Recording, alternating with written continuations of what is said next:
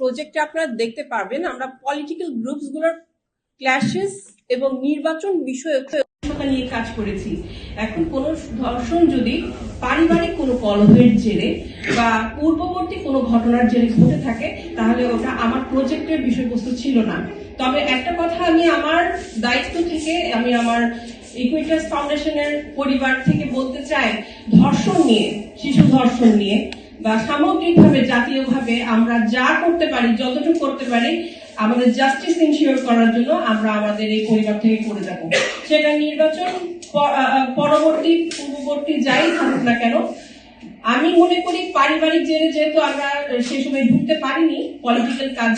করতে গিয়ে, এখানে পলিটিক্যাল ডেটাগুলো আমাদেরকে যেহেতু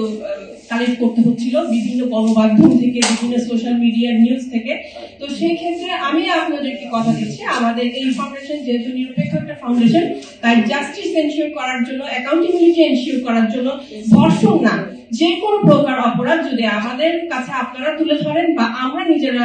গাত হয়ে, তাহলে আমরা এটার জন্য কাজ করে যাবো ইনশাআল্লাহ। ধন্যবাদ। আমরা শুধুমাত্র ফোকাস করতে চেয়েছি ইলেকশন কেন্দ্রিক সহিংসতা,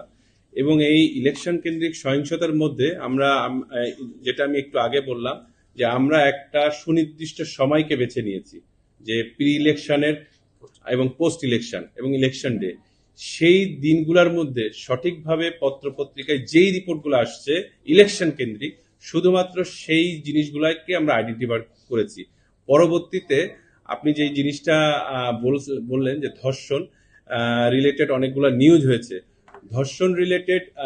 ইলেকশন কেন্দ্রিক যে নিউজ এই সমসাময়িকের মধ্যে আমরা পাই নাই, এই জন্য এখানে এটা আসে না। আসলে এই রিপোর্টটা তৈরি করা যে আমাদের প্রত্যাশাটা কি, মানে পরবর্তী প্রত্যাশা কতটুকু পৌঁছাতে পেরেছি সেটার একটা পর্যালোচনা করেছি। সাথে সাথে ভবিষ্যতে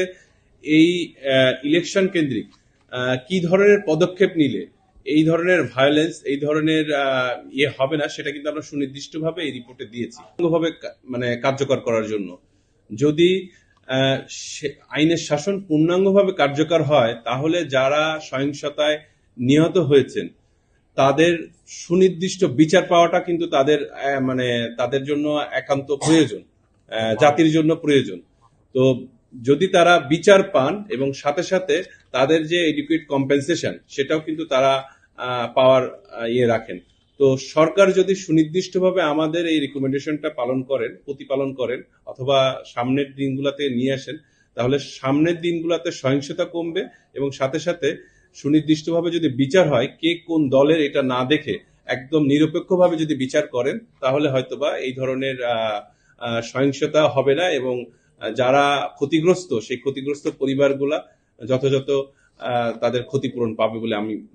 আমরা মনে করি।